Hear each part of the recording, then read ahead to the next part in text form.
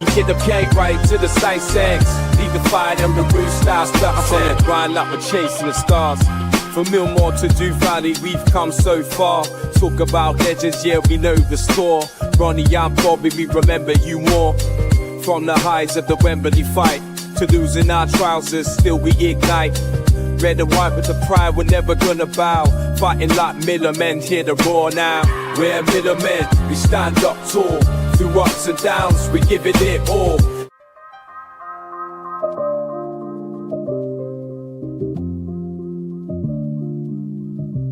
From Millmore to Do Valley. Good evening and welcome to Terrece Talk. Tonight we have got a mental health special. I've got Turbo Tom with us. How you doing, Turbo? Really good, Lee. Thanks for doing this, mate. Really looking forward to the conversations we're going to have this evening. Thank you. And I've got the legend that is Mark the Pitsmore Owl. How you doing, Mark? All right. Oh, nice one, Lee. Anytime I can help you, brother, I'm here for you, bro. Thank you. No problem. And we've got the legend that is Carl, who's jumped in at last minute to help a brother out as well. So I appreciate you dropping in, Carl. Thank you very much. No worries. Always happy so to tonight, help. Obviously, we're going to talk about breaking the stigma of mental health. We're going to sort of go through some viewers have sent us some emails. We're going to have a discussion about why men don't talk about the mental health and how we can help fellow friends and dads and everything like that out with mental health.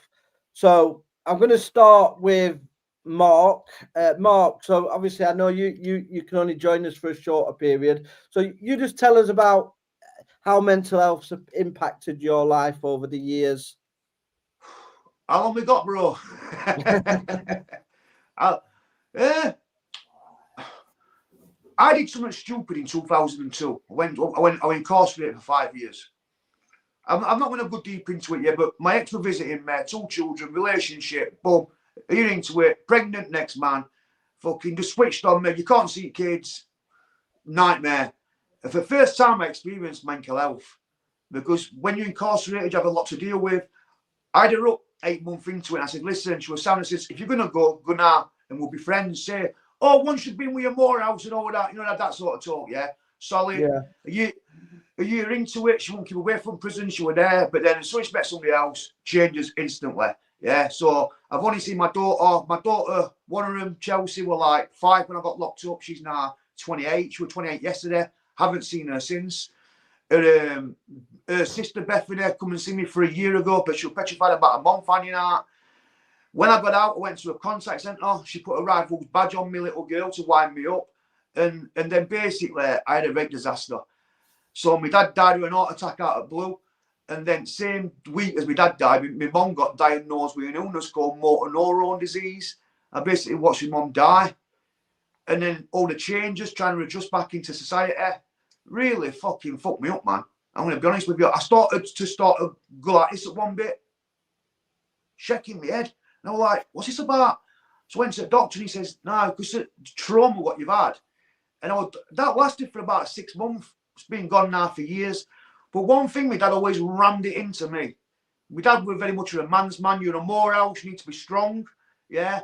And I was like, I know I'm going off a little bit off key here, but if Ricky Hatton can do it, and that's terrible, with something like that, it shows you that money's not everything, doesn't it, guys? Yeah, it does. I mean, unfortunately, I never knew what mental health was. My dad, very similar.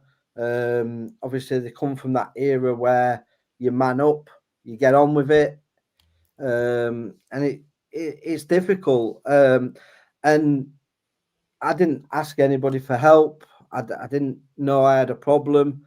I got deep into addiction, but I'll tell my story towards the end of it. But I got into a dark place again. Stuff around my children and access to see them. It's very difficult as a man when you're going through the court system, and they want to retrieve you to be a violent man or football. It's all in favour of the woman, isn't it? Lee, yeah, let's be honest, mate. It's all in favour of the woman. That was my experience, brother. Yeah, I mean, I spent thousands just to get access to my children. and people don't know that. They spread lies upon me on the internet, which were very difficult, because you see young girls, attractive girls, whatever, they post stuff about men on social media, and you know how desperate a lot of guys are. They're just, even though it's not the truth, they believe it. They see it on social media. They think it's real. They think that you've actually done these horrible things, what they're saying that you've done, and you haven't done them. But nobody wants to listen to the guy because they're all trying to get likes off the girls. Do you know what I mean? That's the problem. The guys don't stick together. They just come, and everybody wants to come at you, say all horrible things that are not true. But people don't think inside that could have an effect on him. People just see me as a guy that can take everything. I give banter out. I do, but sometimes a lot of it draws a line, and a lot of these profiles as well, faceless people. That's what you find.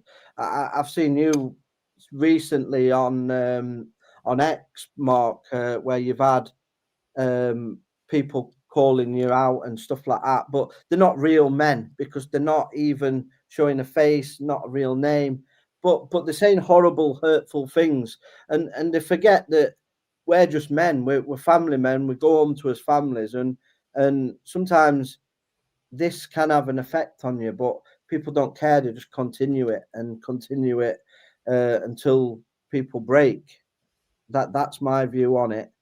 I'll just go through a couple of comments. That was good, that Lee. You know what you just said there, mate? That was very, very true. Yeah. Really looking forward to tonight. Sorry I can't be on.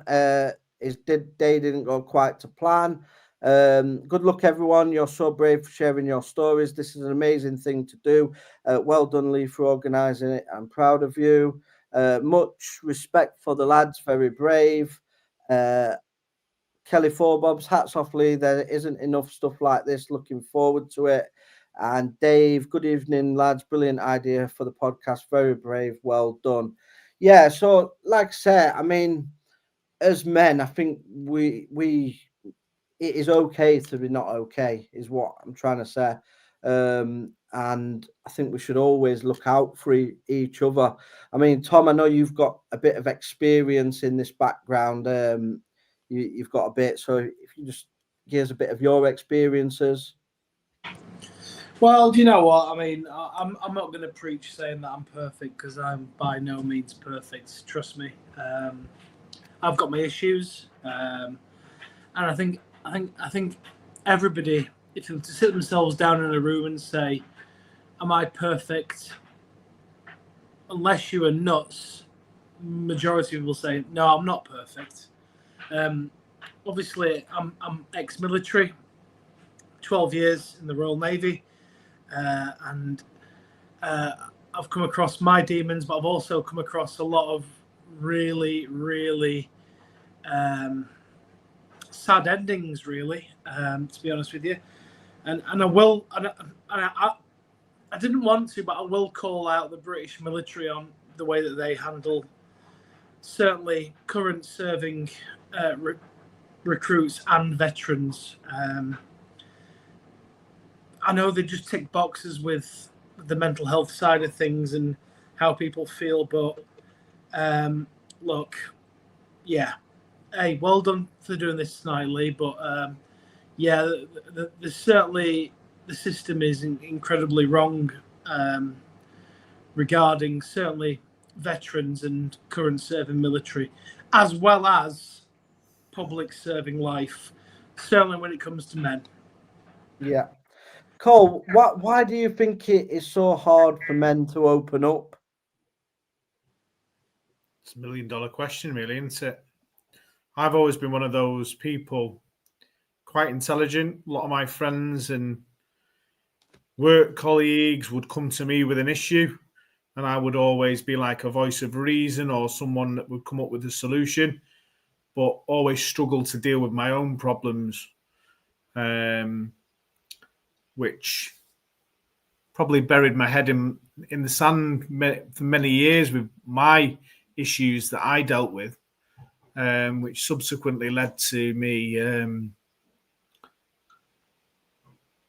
losing my relationship, not living with my children, which then you would think would give you the kick up the arse that you'd go and search for help. But that almost made me sink deeper, because my addictions then were an escape from reality.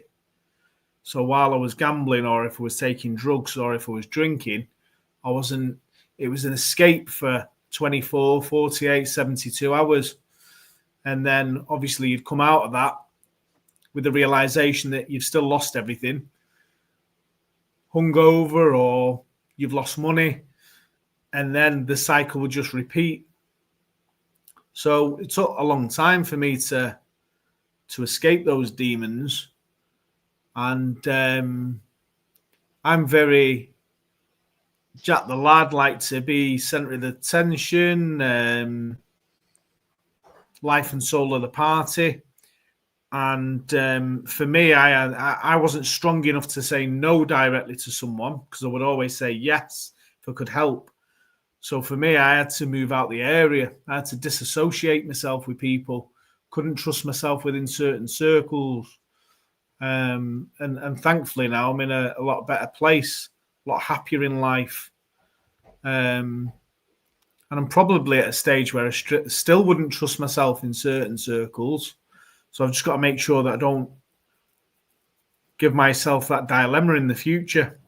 And in a way, I think your podcast that we've been doing about football, Lee, has come at a good time for me as well. It gave me something to focus on other than work and seeing my kids. Because you know that I play a lot of pool, snooker, I take my son to football and cricket. But there's a lot of nights there, 2, 3, 4 nights a week, where you might be sat alone in your bedroom and you might be thinking, shall I go out for a drink, or shall I do this, or shall I do that? And then that leads to the cycle reoccurring. So your podcast gave me something else to focus on. And yeah, that's basically my story. Very, very briefly, if you like. Yeah, I think you're right with getting away from the area, because that's what I did. I moved to Nottingham. I've lived in Sheffield all my life. I grew up in Firth Park in Sheffield, but I just had to get away. And it hurts so much. I think, like everything I did and put people through with my gambling, it got so bad. I was betting on horses, football, roulette. I won £52,000 in G Casino in Sheffield and lost it in 4 days. Wow. It was just insane. I didn't even recognize myself. And it was just so hard to stop, because not seeing my daughters when she wouldn't let me see them because I wouldn't take her back. And then all the stuff that was on the internet about me that was lies, that I'd been sacked from my job. I mean, I had a really good job. I've worked for the company for 25, 26 years. Took redundancy. Got a hell of a lot of money. But on the internet, people believed I got sacked from a job for stealing hair dye. And people believed it. Only the people that didn't believe it is the people that knew me, really knew me. But because I'm quite big on social media, obviously people attacking me on social media with lies and slander. And then not missing your children's first walking, first talking, and that while you're battling through court. I think the release was gambling for me, but I hurt my parents. and people I love. So it was hard, really hard. And to this day, I don't think it ever leaves me. Like Cole said, I can't bet on the football. Like, lads have a laugh at the weekend and, oh, let's go and put a bet on. Can't do it. If I start, I could do it again. And to me, it wasn't even like money. It was just for that 3 minutes at a roulette table, I forgot the pain. I forgot that my dad had going through cancer because he got cancer. I couldn't see my kids. I didn't want to open up to my dad because he was going through operations for cancer, and it's just horrible, really. And like you said, there's just no, I didn't feel I had anyone to talk to. I felt like the whole social media was against me. I'd become like a hate figure for people. And it weren't just the ex, they then get the friends to put it as well. So it's more powerful. There's more than one person saying it. You're just one person in the bedroom that everybody thinks you've stole money off women or been sacked for stealing something, and none of it was true. But I found the strength, and the person that I have to thank the most is my mum and dad. Because my mum took me to all the counselling about addiction, and it wasn't just gambling. I had a sex addiction, so it ruined every relationship that I had. I couldn't have a normal relationship because after what happened, I just didn't trust girls with anything. I just thought they're there to take what they can and leave you with nothing. So Lee, obviously, you know that well done for saying all that, pal. And I'm sure that the people watching or people who are watching the future that will relate to your story there, mate. So, can I ask? And I hate to say this, what was your lowest? When did you hit rock bottom? I ended up at the Meadowhall train station. I don't know what I was going to do.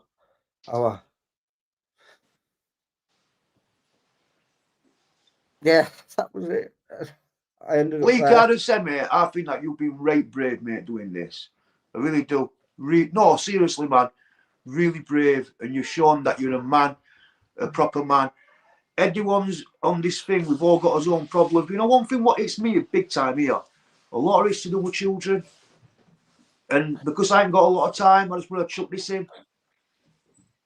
All the stories are all important to us. No one's grief is more bigger than the next person. It's like, over there, we outside, and this girl said, I've lost my mum. And then straight away, this woman went, oh, I lost mine. And I thought, can't you just give her that little bit of time? It's always about me, very selfish. My rock bottom here, I've got to say my rock bottom here. So when I got out of jail, my uncle went round to see if I could see my kids, Chelsea and Beth, and they're living at Woodseats. So she says, oh, tell him to send me a text message. This is on my mum and dad's grave, Knox's count, no need to lie. I sent her a text message, not violent. I'll meet her at Woodseat School.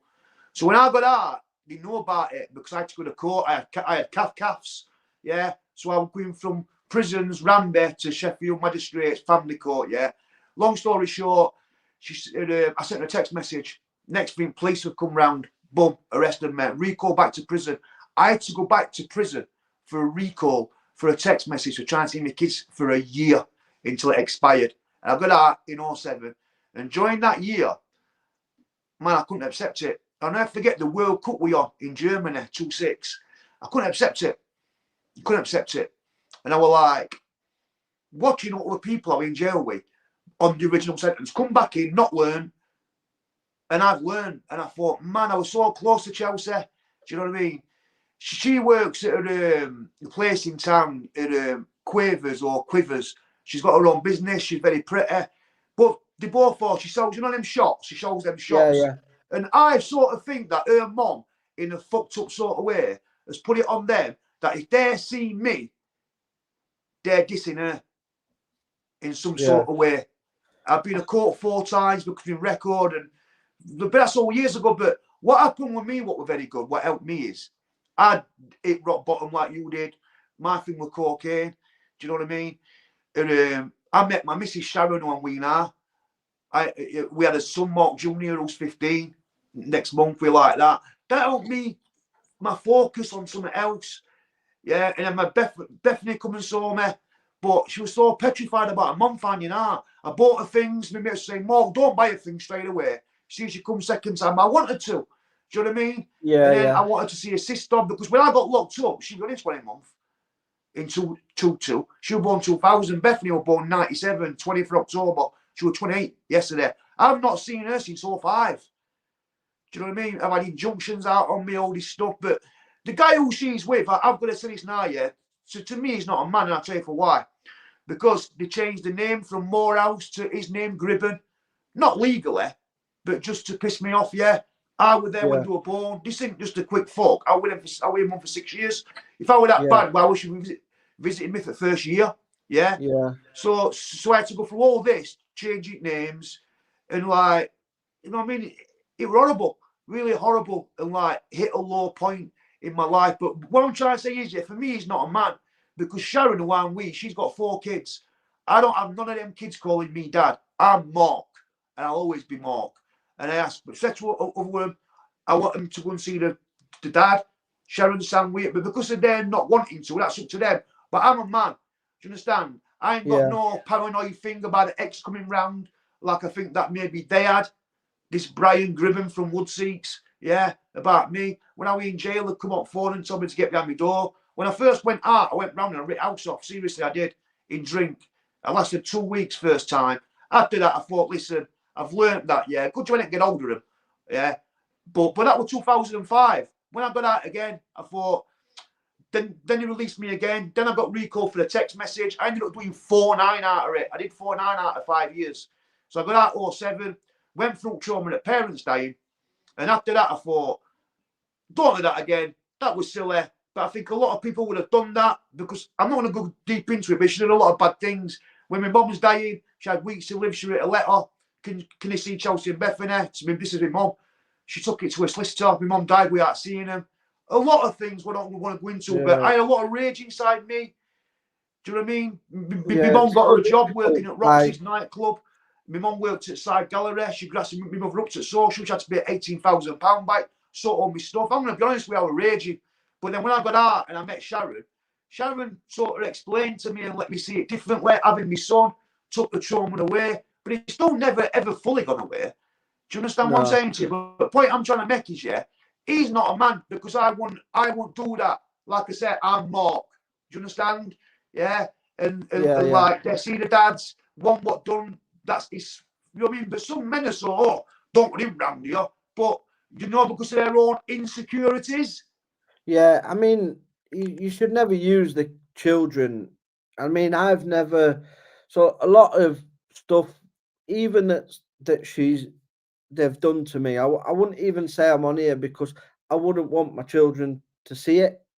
If you get what I mean, I'd just sooner, I know that it's happened and it'll never leave me, Mark. I know what they've done, the stuff they've done, but actually, out of respect for my children, I don't think you should let your children get involved in that. You know what I mean? I think Mark's froze. I'll just go through a few. There's quite a few messages, so I'll just read a few messages out. John Sullivan, hats off. Men's mental health matters. Unfortunately, I think there's such a stigma the men don't cry. A cry comment is disgraceful. A man that cries is the bravest of them all.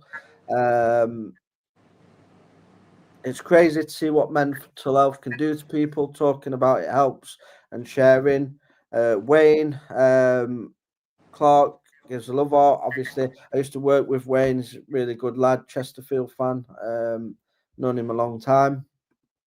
Mers, I kind of had an addiction to FIFA points, spent thousands on video games trying to make me happy.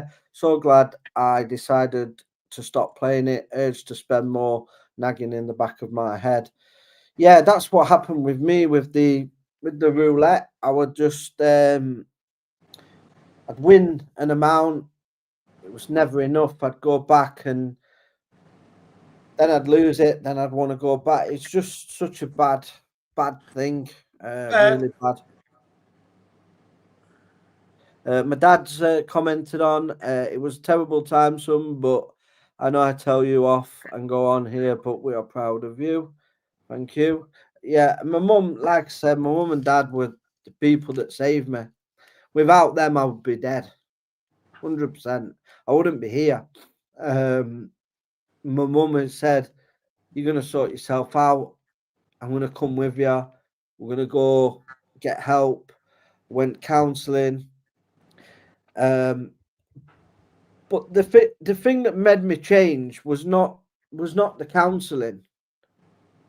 I mean, they talk to you, and it's like talk about your childhood. I had the best childhood, everything. My mum and dad did everything they could for me. They took me abroad.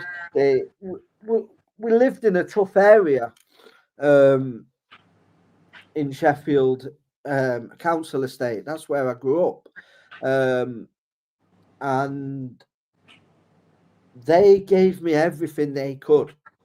You know what I mean? Everything. So it was nothing to do with my childhood. It was to do with obviously the stuff that happened with my children. That's what was the catalyst for it. The gambling took me away from that. But it, like Cole said earlier, once the gambling stopped and then you lay in that room on your own and you realise you've just lost 10, 15 grand, the whole world feels like you can't do it anymore. Like, and then you're lying to people because you're trying to get the money to go gambling again.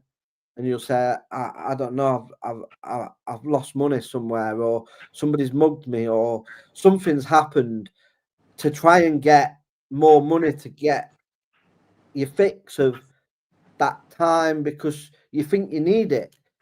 Because for that, I mean, when I was younger, I used to get that buzz from playing football for 90 minutes, run around the field. I wouldn't have a care in the world. And when I was in the casino, I thought I was the big time baller. All my mates are giving it large because they're seeing I'm chucking £1,000, £2,000 on a table. They think it's great. I'm walking out of G Casino, and I remember going to football one morning and opening the boot of my car, and I got 52 grand in there. And they were like, "Lee, what's?" And I'm like, "Oh, I've just been to the casino." But lads thought it was good, you know what I mean? But really, I was ill. Like, nobody said this ain't normal. Nobody said it's not normal. I thought it became my normal, and I become good at making excuses for it. So it's like if you've got a broken arm, somebody can see that broken arm. You know you're ill. When this is going on in your head, to look at me, I look like the life of the soul of the party. I'm partying in Marbella, I'm partying in Miami, I'm partying all over the place in casinos. Everyone's thinking I'm living the best life. Inside, I'm dead. There's nothing there. Nothing. It's a means to end. It's a means to an end at that point, Lee, isn't it? Do you know what I mean? Because, like you say, you put on this show, everyone thinks that you're all good, all well, blah, blah. Yeah, 52 grand in a boot. Fucking hell, Lee's doing all right, isn't he? But can I just ask, Lee, how were you gambling constantly, or was it just a weekend thing? No, every single day. I would not go to sleep. So I remember I'd go to the casino, and then if I went at the casino all night, I tell you a story. I was due to go on holiday, with my girlfriend at the time. I was due to pick her up, and I got her money as well. So I got her spending money. I got my spending money. On the way to go to pick her up, I thought, "Oh, dropping in the casino." All right. Anyway, I'm in the casino. I lose all my holiday money, everything gone. I Um, think I'm gonna have to go get her money to try and win my money back. Otherwise, we've got no money to go on holiday. So I get her money. I'm down to the last £5. Yeah, we can't go on holiday. I'm late. She's ringing the phone. I'm thinking I can't answer the phone. She'll hear that I'm in the casino. I'm late for picking her up. Anyway, I end up walking out of the casino with about 26 grand. So I'd won. So then I got to her late picking her up. I said, "Don't matter, I'll book another flight." So I didn't tell her anything about that. I just said I got a flat tire, blah blah blah. Going on holiday, have a great time. But that little thing could have been totally different. So I could have ruined the whole holiday. And so many times things would happen where it'd get you out of it, but then it's just papering over the cracks of this is going to come back to bite you further on in the line, and it did. But in a strange way, though, Lee, do you now look back and think, I wish that I'd lost all that money, so the issues could have been dealt with earlier? Yeah, I mean, I wish I'd never won any money, because then I wouldn't have got addicted. Because what I found out from the counselling, I do have an addictive personality. Same. So I do become addicted to things. But now I've channeled it into work, and that's how I've made a success of myself. So I channel my addiction into working harder than everybody else. So that's how I deal with it, because mental health never goes away from you. People may say it does, but it doesn't. No, you never truly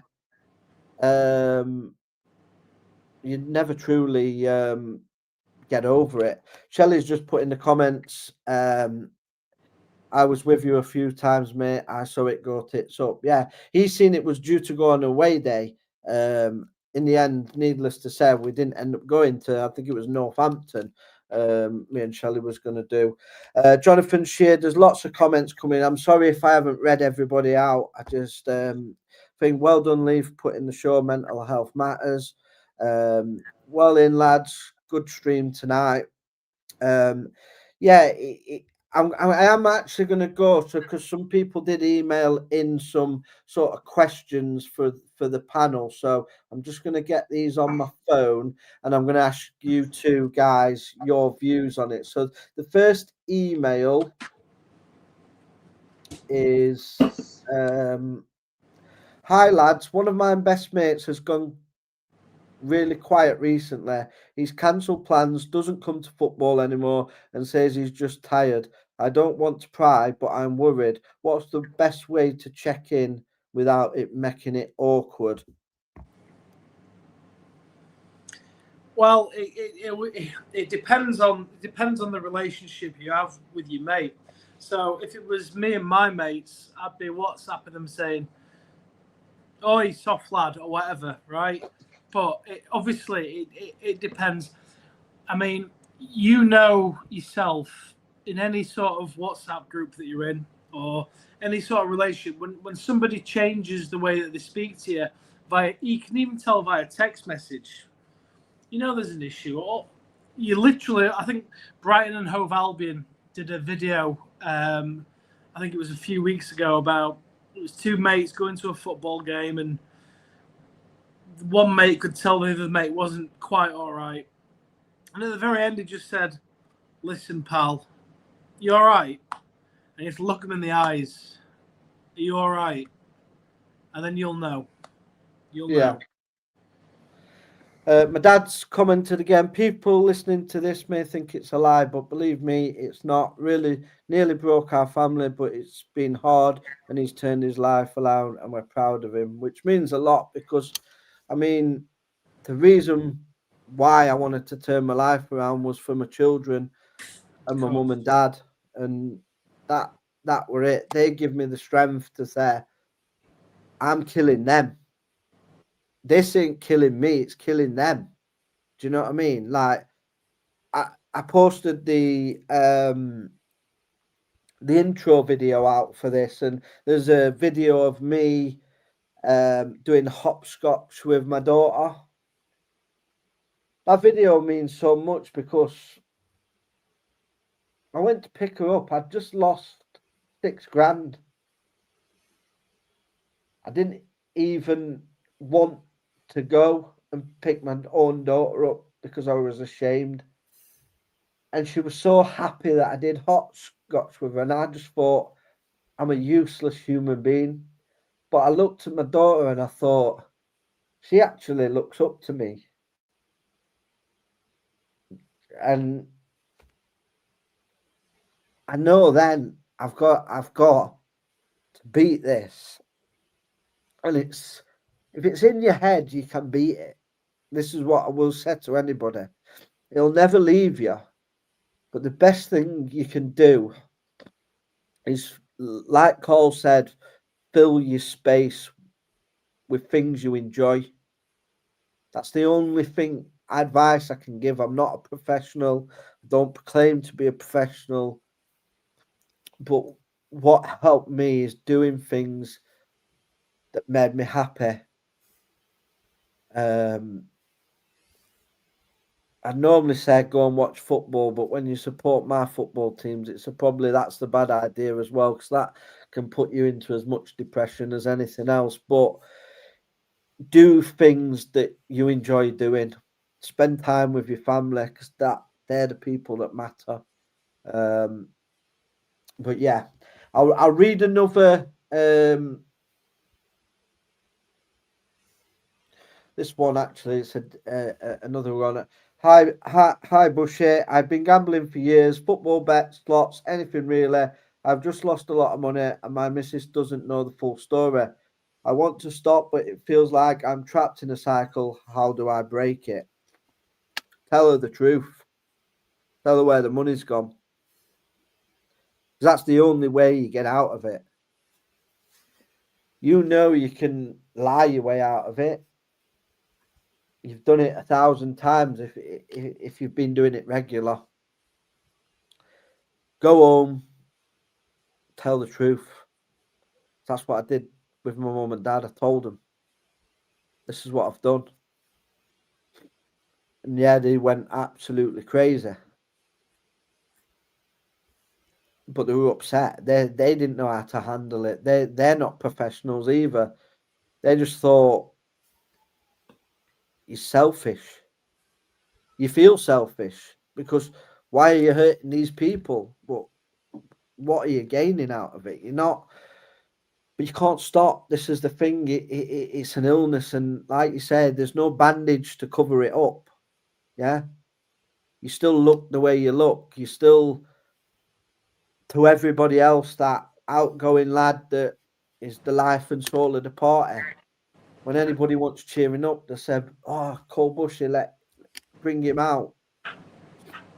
We're going to the casino." You know what I mean? But it's a slippery slope unless you admit to the problem. You won't get out of it unless you start telling the truth. I'll tell you one thing as well, Lee. Yeah. When you're battling mental health and addictions, I don't know if it was the same for you, but you quickly work out who your real friends are, and your circle of friends changes dramatically. Yeah, 100%. Yeah. And Daniel who's on our podcast now. We met through Sky working together. So, you know, that's not a friend that I've had all my life, maybe the last 10 years. But that guy is my best friend. He's helped me through everything that I've been through. And that's that type of friend I know I can ring him anytime, any night. If I need money, if I need a place to stay, if I needed to talk, if I needed absolutely anything, that lad is there for me. And he knows I'm there for him. And that's a massive help when you're dealing with mental health and addictions and what have you, knowing there's someone there for you no matter what. So yeah, like, choose your friends wisely, and you'll find out who your real friends are when you do hit your rock bottom or you do hit your low. Yeah. Wayne Clark says, I've been broken over the last few weeks, but honestly, this podcast really helps me loads. Yeah, I really appreciate that, Wayne. Obviously, we set the podcast up. None of us have ever done a podcast before. We're just trying as best with it. We do ask for people's feedback to give people something to enjoy, and we enjoy doing it. So yeah, it does mean a lot when we do get nice comments, because we do get a lot of trolls, especially aimed at me. I seem to have a fan club of people that seem to hate me, but it is what it is. I can deal with it. Mersgorf, I have addictive personality too. It's one of the reasons I try to avoid things like drugs, including prescription medication, out of the fear of getting addicted. Yeah, and I fully understand. I mean, luckily for me, I've never taken any drugs and I don't drink alcohol. So, it's that wasn't one of my vices. I struggled to swallow tablets, so I have to now though, because I have them for my blood pressure. But I blame that on watching football. James Hutchinson, I've been through it and I'm going through it now. It's something that men do not talk about enough, and some families lose loved ones from it. Yeah, very true. So yeah, I've got another email. Let me just get through it.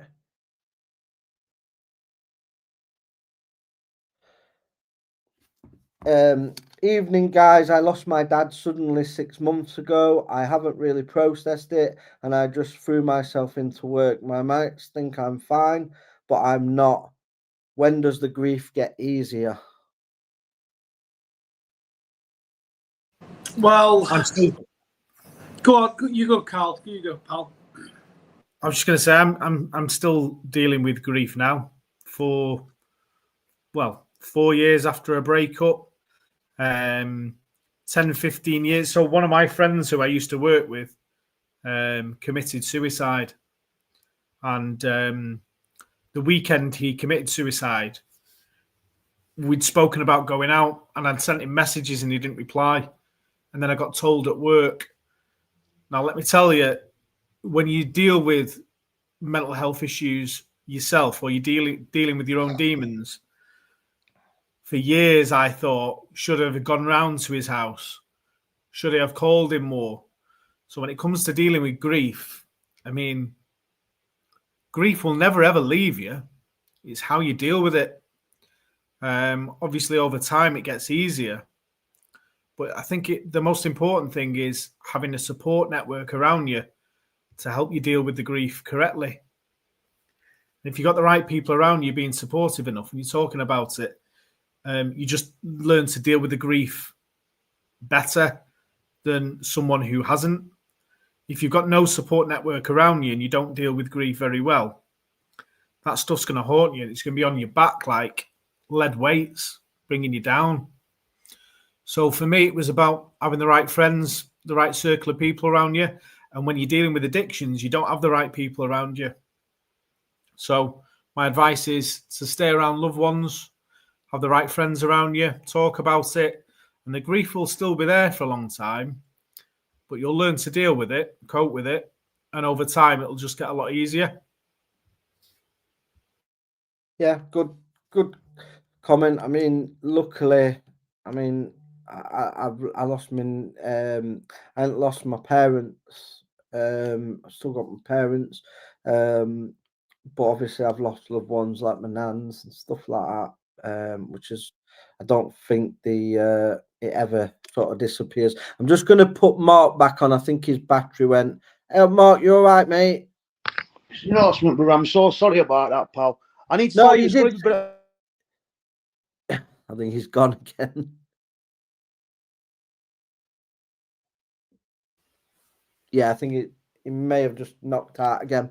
Can I just make a point, Lee, about something which has haunted me for a very, very, very long time? So, Yeah. one of my obviously I'm ex-Navy, and I've still never got over this one, to be honest with you. I'm ex-Navy. A lad that I went through basic training with was I'm not going to name his name because I don't want to upset his family or any of his friends, but many of my oppos that maybe will watch this will know who I'm talking about. So I served with a lad who was 18 when we joined up. I was 23. Yeah. Basically, we went through training together, and he was the life and soul of literally everything. He was an absolute daredevil. He used to do this thing called tombstoning, which is where you jump off cliffs into water, whatever. I think Channel 4 did something on him. Well, I know they did. And the biggest, it hit me. He went. We're both submariners. I'm a submariner. He was a submariner, but he was on a different submarine to me. And I remember he was about to sail to America, underwater, obviously. And I was chatting to him in the queue for the bus to go to the boats, because big naval base is huge. You have to get a bus to get anywhere, basically. And the thing that haunts me, I always said to him, "You're right, Robbo." And he gave me this vacant look. He went, "Aye, I'm all right, Buster." My nickname in the Navy was Buster. And I was like, I didn't seem all right there. Bit odd. Must be hungover, whatever. Anyway, 2 weeks later, on his way to America, he sadly killed himself. But before he did, he made everybody, and I know this because a lot of my very good friends were on there, and I was at his funeral, did a gun salute for him. A lot of my good friends, before he went and did it to himself, he made everybody a cup of tea. He made lots of cups of tea for people, and went, "See you later, lads. I'm off to bed now." And 5 minutes later, he killed himself. So it just shows you that not every time, you know, you can't tell this shit's happening, and it's such a mind fuck, and that's always going to stick with me, and it always will, because even the investigation that the military did afterwards, they couldn't find any reason as to why he did it, which will always really haunt me. And I know it's really morbid, but I just felt I needed to share that story. No, I appreciate great, that, Tom. I mean, great story. Can I just say this, mate? Yeah, brought up with a great story. I feel so bad because Chance Series struck me again. Yeah, I went to London for the protest. I've not been to one game. I went to London for a protest. Yeah, when I was there, I had an Apple charger, and I lost the Apple charger on the minibus. So I've come back and I've got one of them. You know, you can just put your phone on, and it charges. Yeah. And I bought a new charger, but that other one, because it's not Apple, it's not working. So I feel bad, but I've tried to listen. I've got a few minutes power left into it properly, but I just think your guys were amazing for coming on here tonight. I really, really do. Yeah. And I've been up all day, filming, so I didn't mean to disrespect anyone there. Do you know what I mean? So, but next time we do this, mate, I'll be 100% prepared. Yeah, no. In fairness to you, Mark, you did say to me before that you were your battery, so I knew it was that. So I've got massive respect for you, mate. Can I just say thank you, bro? Can I say this, Led? One last thing about my own thing. Yeah. I think anybody who knows me, I'm not biggie missing up here, yeah. I did a thing on real porridge podcasts about my problem with my daughters. And I was looking at, especially on, so I did a 1, 2, and 3 and 30 questions. The one's gone off, I don't know why, but on the second one, I was looking at all the comments and they were all praising, saying, Mark's very good, keep it on for years. So when I met my daughter as well, and she knew that I was a good guy. And I said, what do you expect? She goes, well, better, but I think everyone knows that I'm a good guy. And I think what hurts me more is, if there would have been Sam with me, I rocked the boat. I went away for a long time. If someone don't want to wait, that's up to them. My thing with the children, and to use children as weapons for me is terrible, and that's what she's done. Yeah. And at the end of the day, but if she'd have been Sam with me, I'd have been Sam back. Do you understand? I'd have moved on. Yeah. And it's just terrible. But like I said, my mum always said to me before she died, Mark, it's jealousy. Because you're very good at interacting with children and that, yeah. It's just jealousy in a mad sort of way. But if me and Sharon split up tomorrow, who I'm we now, that wouldn't even be an issue. She'd see kids, I'd see kids. So, but it's been hard, mate, and it's been interesting and all, yeah. Because after I've watched this, I'm gonna put it back and I'm gonna watch over the show, and I can't apologise, yeah. But I'm gonna listen to all your things. But my own one, having my son Mark Jr., it hasn't took it off, yeah, but he sort of eased it, and then. People might say, well, why go on social media? Why put it on X? I understand that. My response to them is, I've had injunctions, still can't go into Woodseeks. I've been out since 07, never seen pair of them in Sheffield City Centre, never. Yeah, I see all my exes, I get on with it. So this issue is with them. And you know, when lies get told, but at the end of the day, yeah, I'd love to see my daughters, but I'm going to be honest with you, that enthusiasm what I had years ago, it's not the same now, because I think to myself, you obviously don't care that much about my feelings. I've moved on with my own life. I've been with my missus now for 17 years. My son only 15. Do you understand? I know that you can look at my ex and you know that I'm a good guy, but like I said to you guys right at the start, I think she's put into their heads in some fucked up way, if you see your dad, you're dissing me. And that's wrong. It's women's. But listen, fair play to all you, mate. But this thing with children, it's wrong. Because all your guys, thousands more, fathers for justice, mate. And until you experience it, you ain't got a clue.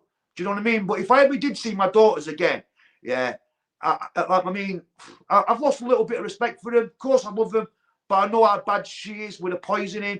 But end of the day, I like to take it slowly. I think I learned a lesson from seeing Chelsea straight a roll. But I think the law needs to change in this country for fathers. I really do think that, mate. And if it goes again, I apologise. That's me out, but thank you for having me on. And I'm going to rewatch it. Cheers, Mark. All right, I'm just going to... Good luck, Mark. You're a great guy, man. I'm just going to read another... Evening, lads. I became a dad last year, and I'm finding it harder and harder than I ever expected. I love my kid, but the pressure to provide and hold it all together is draining me. I don't want to burden my partner, but I'm running on empty. Any advice? Just take one day as it comes. That's all you can do. I think now more than ever, with the world as it is, I think it's becoming harder for men to provide for the families. Everything's so expensive. It's just such... I think there's a lot me on men and macho. Oh, mental health. Oh, you're weak. Do you understand? And I think that needs to stop. Yeah. I mean, I think you said at the beginning, Mark, it's nothing to do with what you've got in life. So it's nothing to do. You look at Ricky Hatton, Gary Speed. These people have got everything monetary wise.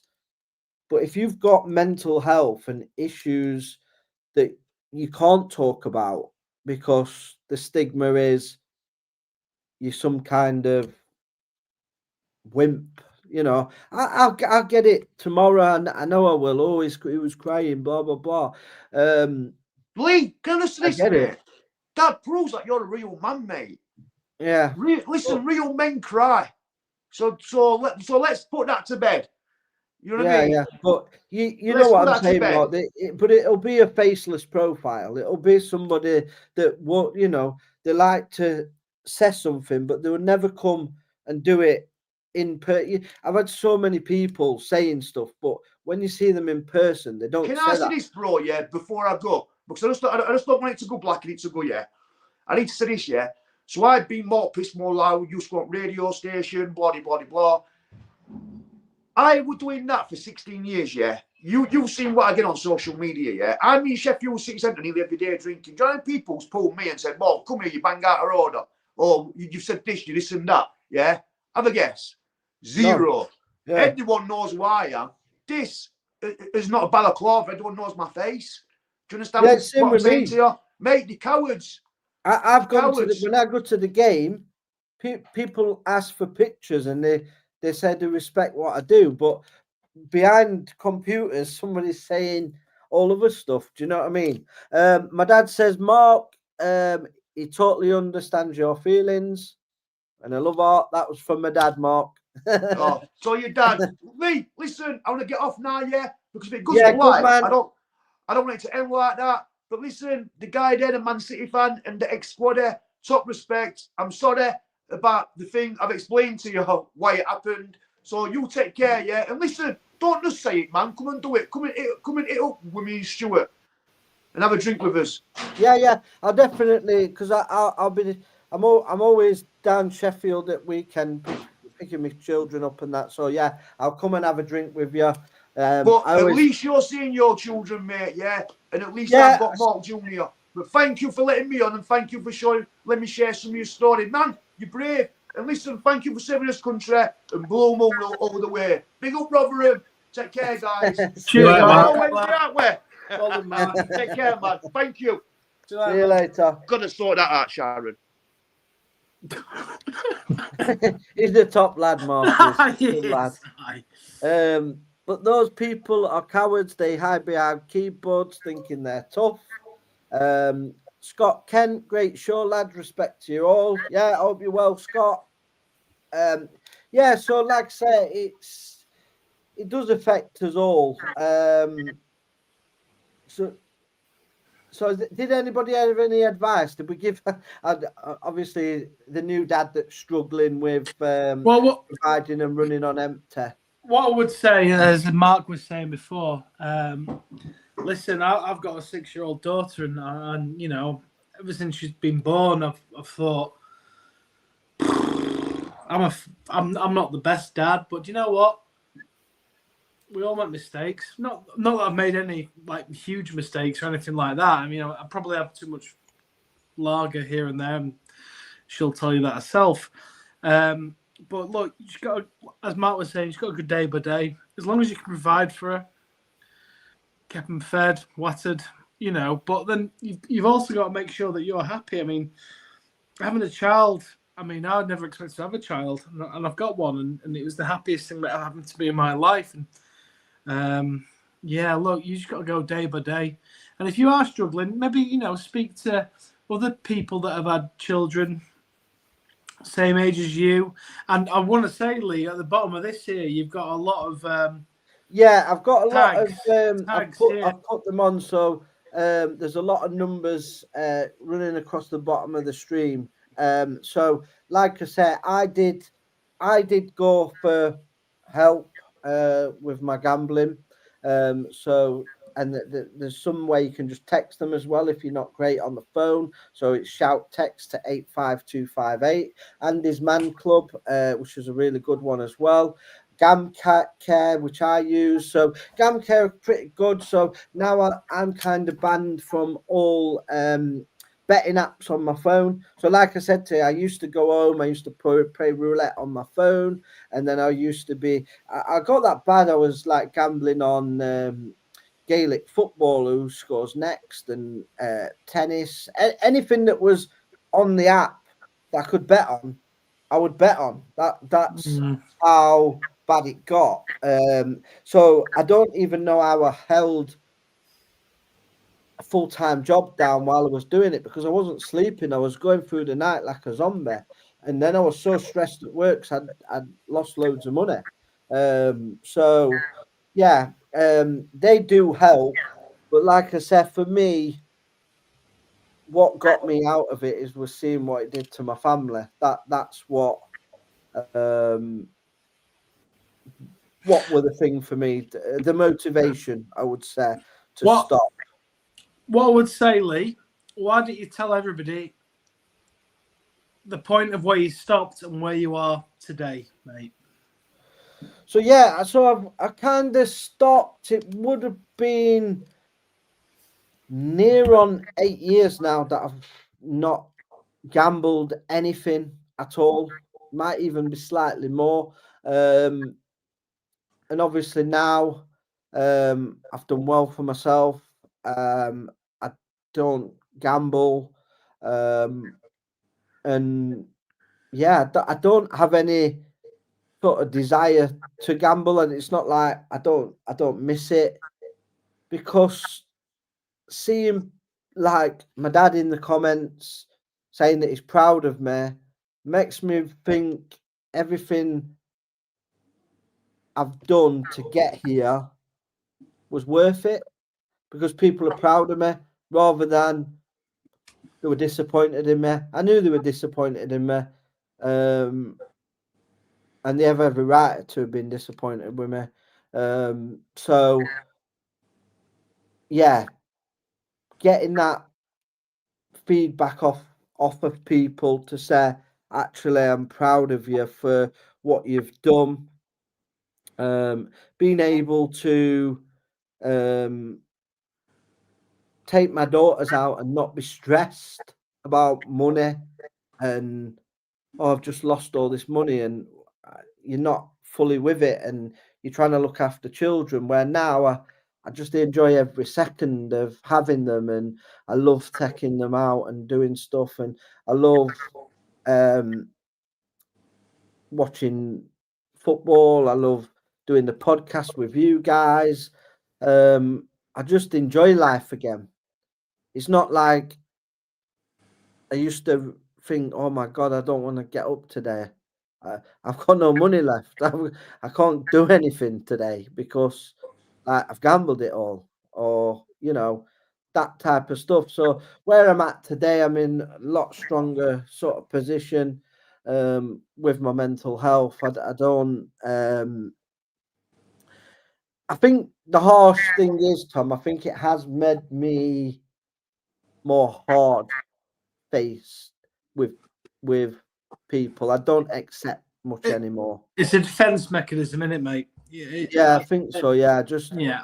I either said to people, you either like me or you don't, and if you don't like me, go away. Yeah. I'm not even going to apologize to that, because I just feel like you only get one life. Yeah. You do. And the best thing to do is just enjoy that life with your family and your friends, and do the things that you enjoy doing. Don't worry about what other people think about you, what other people say about you, because look in the mirror and think, I'm a good person. Because I know, despite the bad things that I've done with gambling, I have got a heart of gold. I would do anything for anybody. Like, I would. And I think people should know that, really. 100%. 100%. Lee, I want to echo what Carl said before, actually, pal. I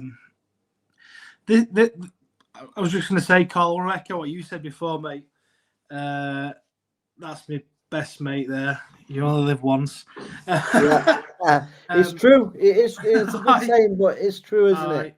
I want to echo what Carl said. Since this podcast has started, it has kept me very much focused, and I think it's fantastic.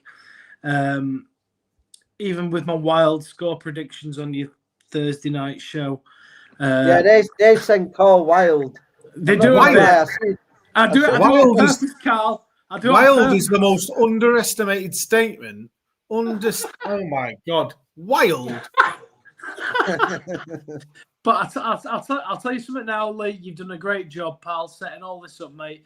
And I'm privileged to be part of it. And you know what? Tonight, mate, you've put your fucking heart on the line tonight, mate. And you've shown who you are, mate. And do you know what?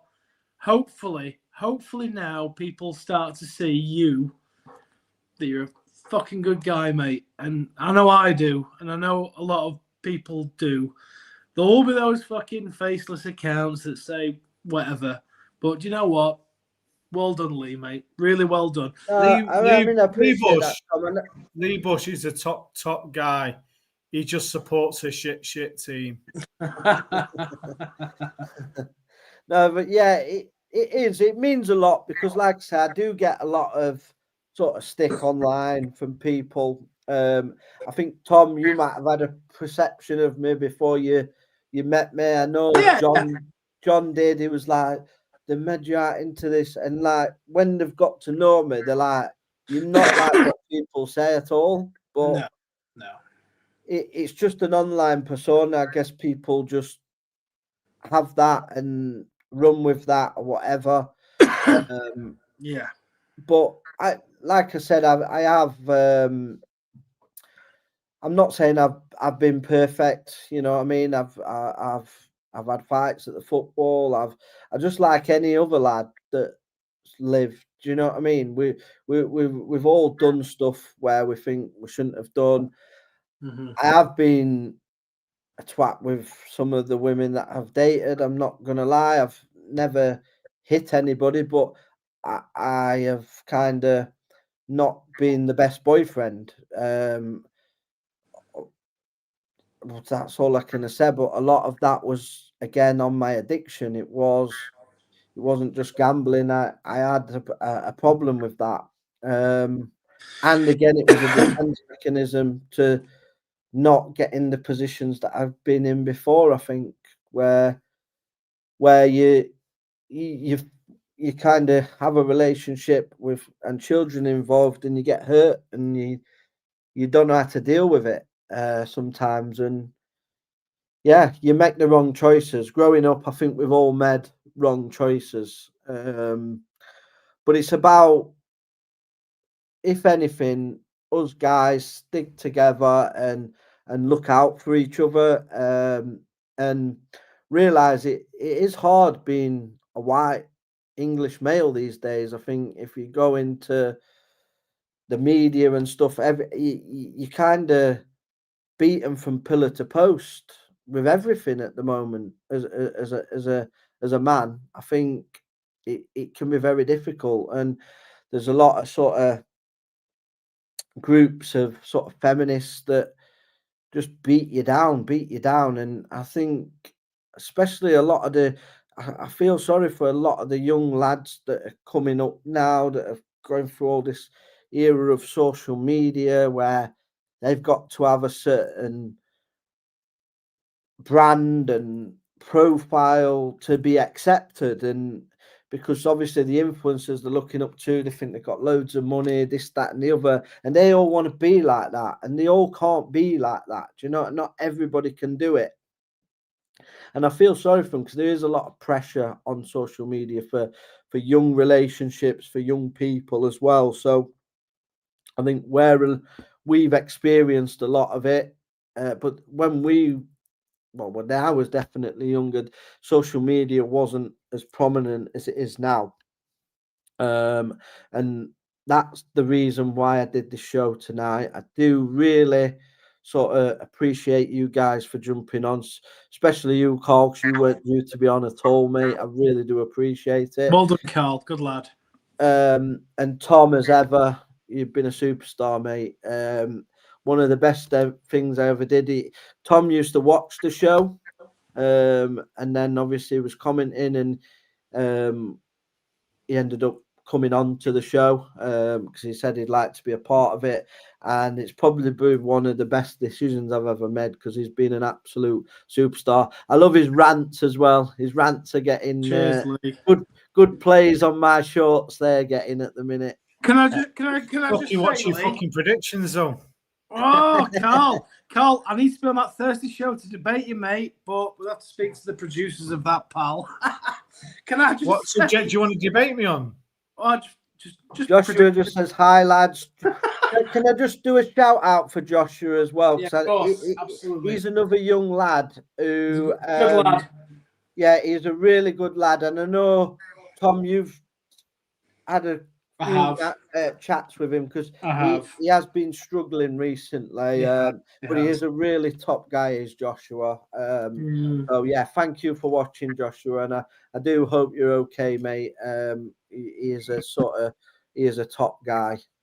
Yeah. Go on. What were you two going to do? Have some debate about? No, there's no debate. What I want to say was my mental health struggles started 9 years ago today. It's my anniversary. I've been married 9 years, and I want to say much love to my wife, Laura. I love you to pieces, sweetheart. She might not say the same. Stop plugging away to the wife. I've not got her out. But yeah, 9 years ago today. I think he's trying to get leg over, isn't he, after this show? Nah, my little girl sleeps with her, so I'm in the spare room for the last 7 years. So you know. But yeah, Carl, look, I'll be there to wind you up on Thursday predictions, mate. Tell me. Mark has popped in. Thanks for letting me on the show and show some of my feelings. Sorry about the phone issues. It's only when it happens you'll understand. Cheers, bro. Respect to all three of you. Good lad, Mark. Yeah, Joshua says my girlfriend is doing my head in. Laugh out loud. Yeah, mate. You're only a young lad. You're gonna have lots of years of that, mate. Mers says up the defense. Defense. Defense. Defense. John, CBT is a way of coping and changing the way you see the approach of things. It doesn't work for everyone. Yeah, so I think Phil did something. I've known you a long time, Bushy. I can honestly say, apart from your ego, you're a top guy. I'm proud to call you a close friend. I ain't got an ego. I know a lot of people say I've got an ego, but you fucking I'm not having it. I'm not having it. But yeah. So what does that say there? Your tagline? Yeah, the name King Bush. What's King Bush? Anyone who calls himself king, you don't think has got an ego? Possibly. There we go. The king's a bit of a twat, though, isn't he? In this country. Joshua, annoyed because I'm going to Barnsley game and my meds have finally kicked in and it's important to talk. Yeah, the women always moan when you go on a away day, mate. You have to get used to that. Mers says I definitely have an ego. There we go. So we'll end that on that note anyway. So like I said, thank you for everybody for watching. We've had some really big numbers watching us live as well tonight. Thank you for everybody in the chat. I'm really sorry if I didn't read everybody's out. There was quite a lot. And I did have like tears in my eyes, so I'm struggling to read what we've put in. But I do really appreciate your support, guys. It does mean a lot. The guys on the podcast are brilliant. And we will be, what day are we on? Live tomorrow. It's Thursday night show tomorrow. So we'll be back at 8 o'clock tomorrow. And Carl has got a special feature. Do you want to tell everybody a special feature now? What do you reckon? Go on. It's a good one. What we are going to be doing tomorrow today. What we're going to be doing tomorrow is building our worst ever Premier League five-a-side team. All right. So think about your club or any club's worst players they've ever signed. We're going to be creating the worst five-a-side team. Ali Dyer, Southampton. He is in my team, Tom. That's the one sensible thing you've said. Ali Dyer, Southampton, definitely. John says, well done, Bushy lad. Yes, thank you, John, and I hope you're well, mate. Obviously, I know you've had your struggles as well. You know I'm always here for you. You've got my number anyway, so good lad, John. Good lad, John. Kelly Forbob says, top draw, fellas. Wayne Anthony says, that's 5 current Man United players. Wayne, we was friends, mate. I must tell you then, Wayne, actually, one of the provisions of this challenge is the players must be retired as well. But nothing to stop you having 5 retired Man United players, I suppose. Oh, yeah, Anyway. an Arna ain't retired, has he? I was going to pick an Arna, but he ain't retired. So, thank you, everybody, for watching. We will be live tomorrow at 8 o'clock, where we will be building our 5-a-side team. Joshua Caswell says Phil Jones, 100% for him. Wrong show, Joshua. Make sure you tune in tomorrow. Get in the chat with your team. Yeah, get in the chat with your teams. Mayor says, good show tonight. Shows the human side of people and the struggles we go through. Yeah, it certainly does. I was really worried for it. I am glad we've done it. Like I said, like Tom said to me, if it just helps one person, that's his job done, really. We will try and do one of these sort of once a month where we get together and read out sort of people's emails again. And because it has been a real success tonight and we have had good numbers watching. So it is something that we will do again, probably once a month. Yeah, it's been really good. Thank you for watching. Does any of you guys have anything to say before we go, or are we all done? Just want to say, any issues, there's numbers down there. Also, you can message me on Twitter or whatever. And I want to say a massive well done to you, Lee. Brilliant. And I think, Carl, you're a fantastic guy as well. Good man. Joshua Caswell says, thanks for everything, lads. I wouldn't hear without you both. Yeah, no worries. Joshua, you've got my number as well, mate. Like I said, anytime you need to talk or anything like that, just bell me or Tom or whatever. We're happy to talk. And on that note, I'm going to say thanks for watching.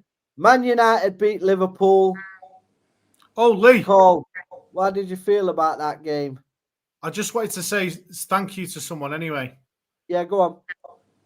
Thanks to Dan Spedding, because he's my best buddy and he's always been there for me and it means a lot to me. So thank you. Well done, Carl. Good lad. Super. Brilliant. Yeah, no, totally agree. Dan Oliver says, up the Millers. That's my best mate. Good man, good man. He's a Miller as well. You got good mates. He's a paramedic. He's a top lad. Good lad, good lad. And Phil says he loves us all. So on that note, we love you all and thank you for watching and we'll see you tomorrow at 8 o'clock. Take care.